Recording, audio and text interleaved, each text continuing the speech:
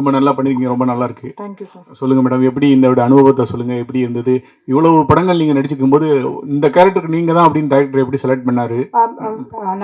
One thing உங்களுக்கு thank பண்ணணும். இந்த போஸ்டர் ஏதோ ஒரு எப்போவோ ஒரு வருஷம் முன்னாடி படம் எடுத்த புதுசுல ஏதோ ஒரு ஃபெஸ்டிவல் அனுப்பின போது ஷேர் பண்ணும்போது நீங்கள் இந்த படம் பார்க்கணும் அப்படின்னு சொன்னது எனக்கு ஞாபகம் இருக்கு. தேங்க்யூ.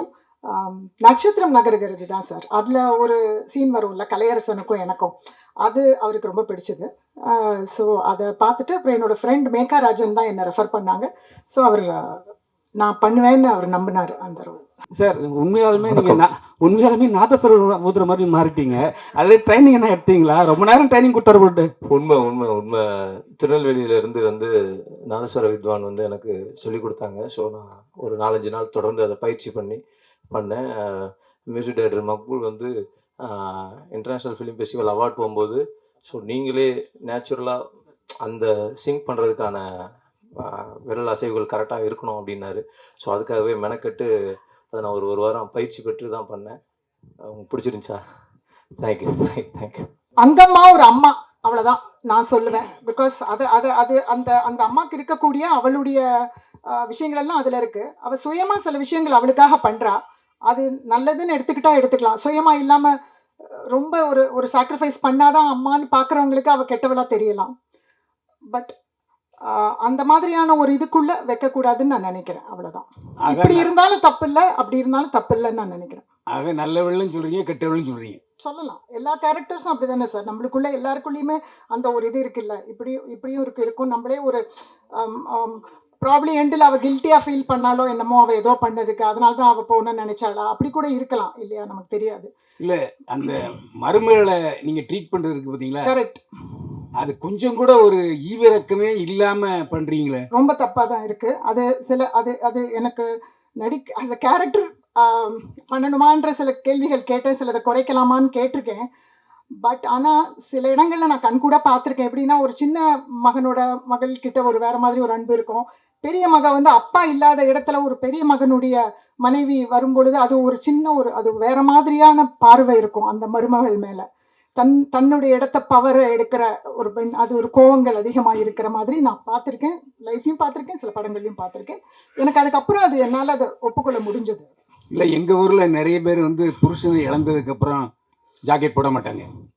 அதில் உதாரணம் எங்கள் பாட்டியும் தான். ஓகே. ஆனால் எங்கள் பாட்டி மாதிரியே நான் உங்களை பார்த்தேன். ஏன்னா எங்கள் பாட்டி எப்படி எங்கள் அம்மாவை ட்ரீட் பண்ணாங்க அப்படிங்கிறத நான் பார்த்துருக்கேன். அந்த பெருமாள் முருகன் கதையை நான் படிச்சிருக்கேன். அவரும் எங்கள் ஊரை சேர்ந்தவர் தான். அதனால் அந்த இது கரெக்டாக அப்படியே அந்த நல்லா வந்துச்சு. ஆனால் அந்த குடும்பத்தில் இவர் நாதஸ்வர வித்வானா எப்படி உள்ள வந்தாருங்கிறத எனக்கு புரியல. அவர் ஏதோ இந்த கல்யாணங்கள்ல பார்த்து அவருக்கு ஏதோ ஒரு பிடிப்பு வந்திருக்கு. அவருக்குன்னு ஒரு தனக்குள்ள மனசுல தான் ஏதோ ஒண்ணு பண்ணணும்னு ஒரு குறிக்கோள் ஏதோ ஒண்ணு வச்சிட்டு இருக்காரு. எஸ்.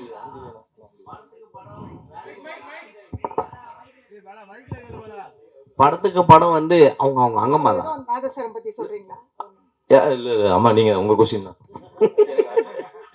சொல்லுங்க சார். இல்ல, படத்துக்கு படம் வேரியேஷன் சூப்பரா காமிக்கிறீங்க. இதுல கூட ரவிக்கே இல்லாம பண்ணிருக்கீங்க, அழகா இருந்தது.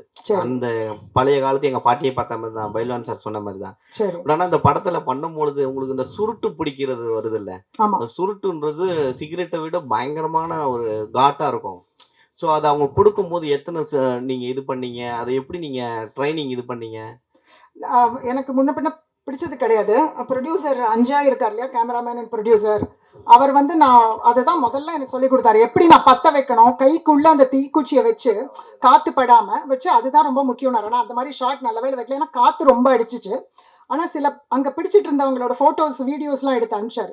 எனக்கு சீரியஸாக அதுதான் வரவே வராதுன்னு நினச்சேன். அவர் வந்து நீங்கள் பற்ற வைக்கிறது வந்துடணும் அப்படின்னு. நான் பால்கனியில் உட்காந்து நிறைய நாள் ப்ராக்டிஸ் பண்ணேன். உண்மையாக நான் ஃபஸ்ட்டு ப்ராக்டிஸ் பண்ணது அதுதான். முதல்ல பண்ணணுமான்னு கேட்டேன். பட் அதுக்கப்புறம் அதுவும் பண்ண பழகிடுச்சு. சுருட்டு வந்து அப்பப்போ சின்னதாகிடும். ஸோ பெருசு கொடுப்பாங்க அந்த ஷார்ட். பட் எதுவுமே நிறைய டேக்ஸ், ஏகப்பட்ட டேக்ஸ் போகாதனால எல்லாம் 3 டேக்ஸ் அந்த மாதிரி தான் போனது. ஸோ அதனால அது ஓகேயா இருந்தது. இல்லை, அது உங்களுக்கு சொல்லி கொடுத்தவர் யாரோ தப்பாக சொல்லி கொடுத்துருக்காங்க. ஓகே. அதாவது கிழவன்கள் இந்த சுருட்டு பிடிக்கிறது வேற, அவங்க தான் அந்த புகையை உள்ள இழுப்பாங்க. ஓகே. ஆனா கிழவிகள் யாருமே உள்ள இழுக்க மாட்டாங்க. அப்படியா?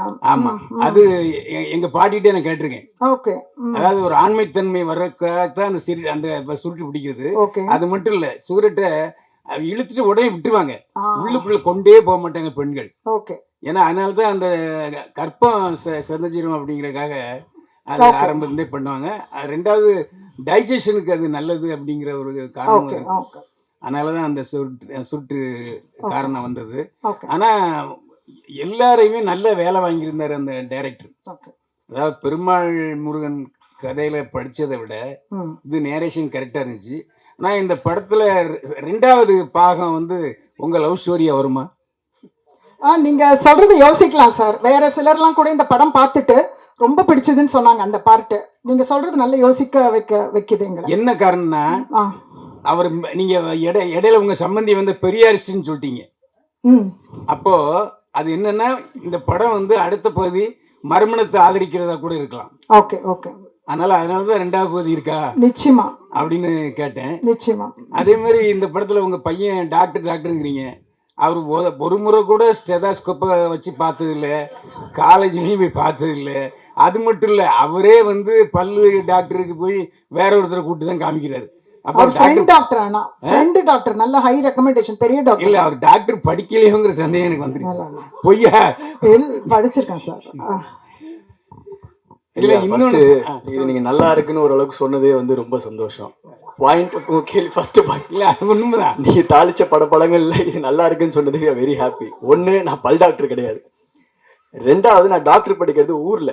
நான் அங்கே ஸ்டடீஸ் முடிச்சுட்டு அந்த ஹாலிடே கேப்ல தான் வந்து நான் அம்மாவை பார்க்கறதுக்கும் அம்மா கிட்ட அந்த லவ் மேட்டர் எப்படின்னா பேசி கன்வின்ஸ் பண்ணணுன்றதுக்காக தான் நான் கிளம்பி இங்கே வரேன். இங்கே வந்து பார்க்கும்போது அம்மாவோட கேரக்டரும் அவங்களோட பிஹேவியர் வந்து பெரிய அண்ணன்கிட்ட இவங்ககிட்டயும் அன்னிக்கிட்டையும் வந்து ரொம்ப எக்ஸ்ட்ரீமாக இருக்கிறத நான் ஒன்று ஒன்றா அனலைஸ் பண்ணதான், என்னடா நான் ஒன்று சொல்லான்னு வந்தால் இங்கே ஆல்ரெடி இவங்க வேற ஒரு டிரான்ஸ்ஃபர்மேஷனில் இருக்காங்க, இதையும் நான் கன்வின்ஸ் பண்ணி என் பிரச்சனையும் நான் சொல்கிறதுக்கு கொஞ்சம் பயந்து தான் இவங்க மூலியமாகவும் சரி அவங்க மூலியமாகவும் சரி நான் அது எப்படின்னா அம்மாக்குள்ளே ஸ்லோவாக எடுத்துகிட்டு போக ட்ரை பண்ணுறதுனால தான் இவ்வளோ ஒரு ட்ராமா அண்ட் கான்ஃப்ளிக்டே கிரியேட் ஆகுது. மற்றபடி டாக்டர் தான் சார். ஒரு 4-5 இவரை கூப்பிடுவேன் நான் வந்து என்னோட ஃப்ரெண்டை பார்க்கறதுக்கு. அவர் வரமாட்டாரு, அவர் ஹெசிடேட் பண்ணுவார். வந்திருந்தாருன்னா ஸ்டெத்தஸ்கோப் வச்சு பார்த்துருப்பாரு. நான் என் பேச்சியை வந்து ஒரு 8 பார்த்துட்டு போனா நான் வர முடியாது, வேற வேலை இல்லை எனக்கு அப்படின்னு சொல்லுவான்.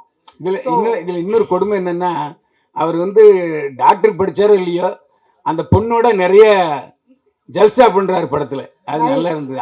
அதை விட கொடுமை என்னன்னா, கதையோட கருவே அதுதானே சார். அதனால தானே அவருக்கு அம்மா மாறணும்னு நினைக்கிறாரு. இல்ல, அந்த பொண்ணு தான் இவரை ரொம்ப நல்லா மெஞ்சுது. தலைவர் இப்பதான் அந்த ஃபார்முக்கு வந்திருக்காரு.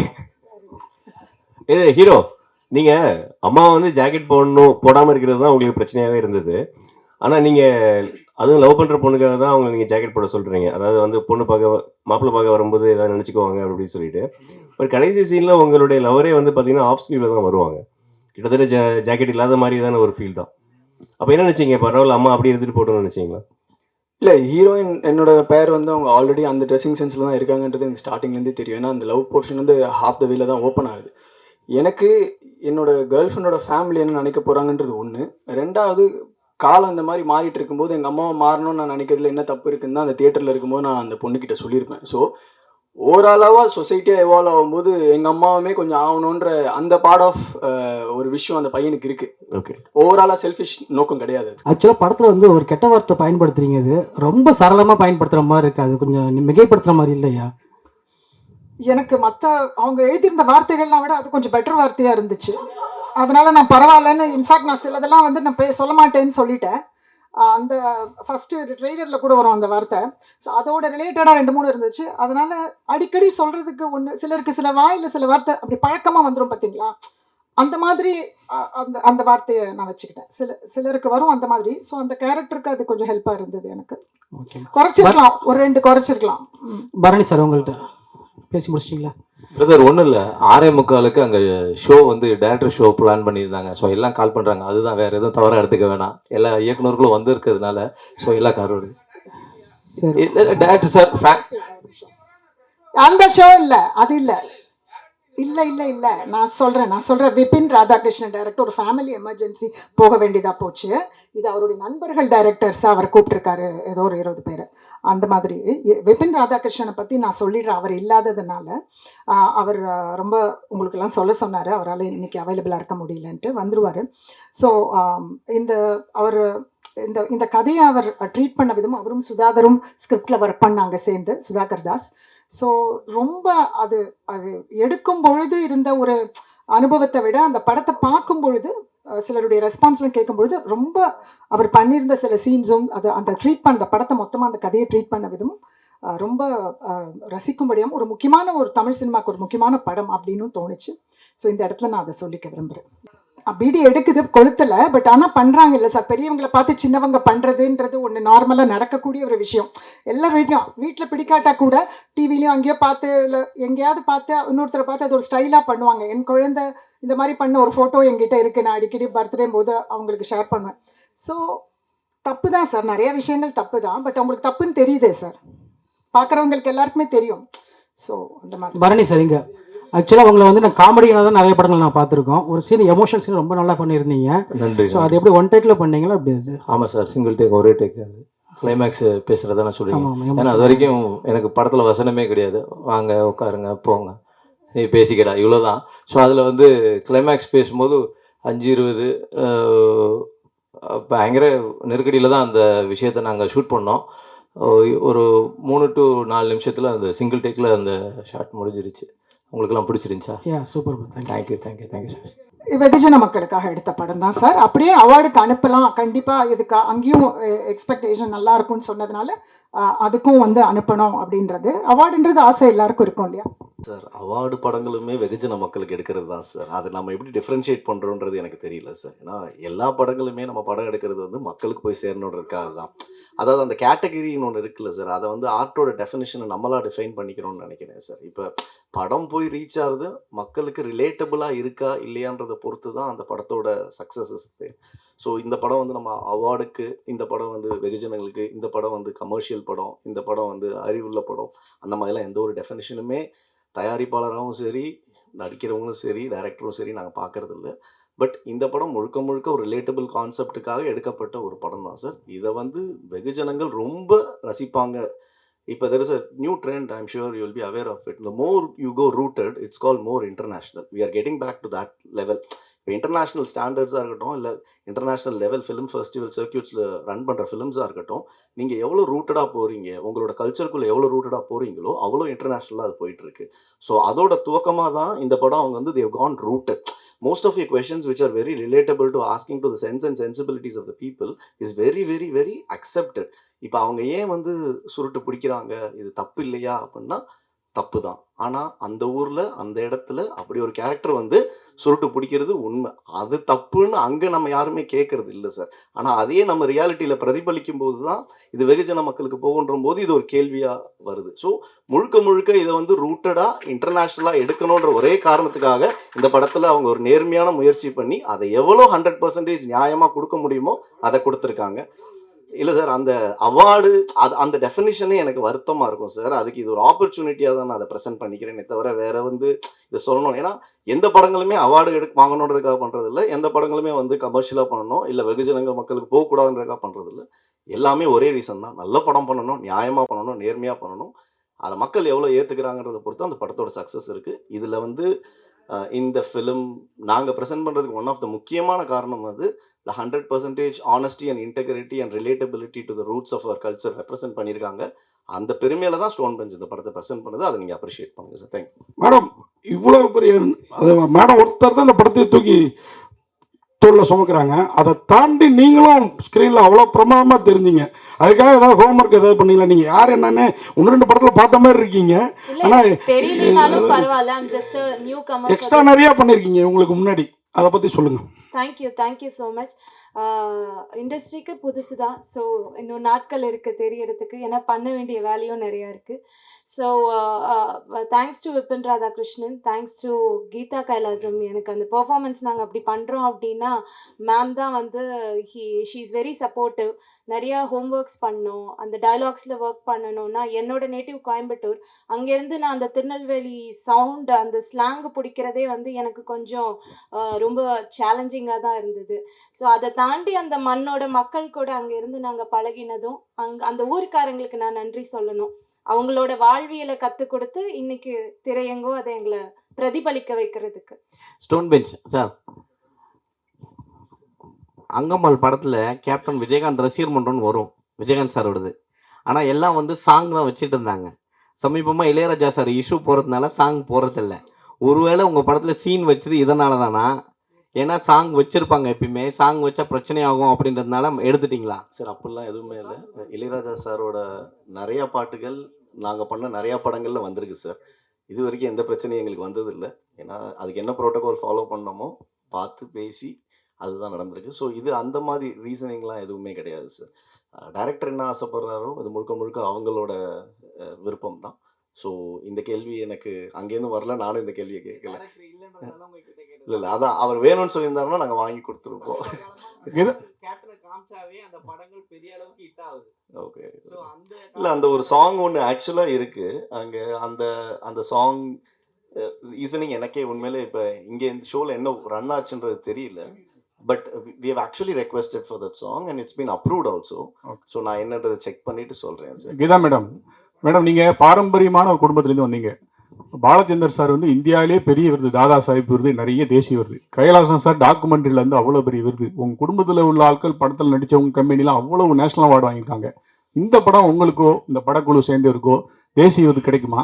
பாலச்சந்தர் சார் இருந்தால் உங்களை பற்றி நம்ம பக்கமாக லெட்டர் எழுதிப்பார், கண்டிப்பாக பாராட்டி. இது அந்த அனுபவத்தை கொஞ்சம் சொல்லுங்கள். இல்லை, எழுதி கொடுத்துருப்பாரு டெஃபினட்டாக. நிறைய பாராட்டு கடிதங்கள் நான் சிறுகதைகளை படித்து எழுதி கொடுத்துருக்காரு, கண்டிப்பாக சொல்லியிருப்பாரு. பட் என்னால் கற்பனையில் என்ன சொல்லியிருப்பாருன்னு சொல்ல முடியல, அது நீங்கள் கூட கற்பனை பண்ணிக்கலாம். ஸோ விருதுகள் டெஃபினட்டாக தேசிய விருதுகள் கிடைச்சா நல்லாயிருக்கும், கிடைக்கும். நிறைய பேர் சொல்லியிருக்காங்க எனக்கு கிடைக்கும். டீசரை பார்த்தே உங்ககிட்ட நீங்களாம் தான் சொன்னீங்க, டீசரை பார்த்தே சொல்கிறாங்களேன்னு நினச்சிக்கிட்டேன். ஸோ நன்றி சார். கார்த்திக் சார், ஆமாம்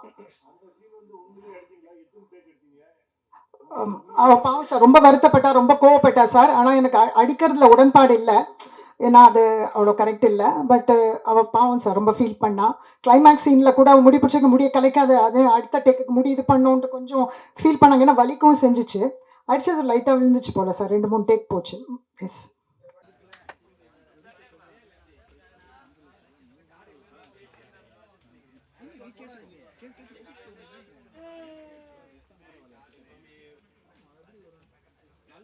Thank you.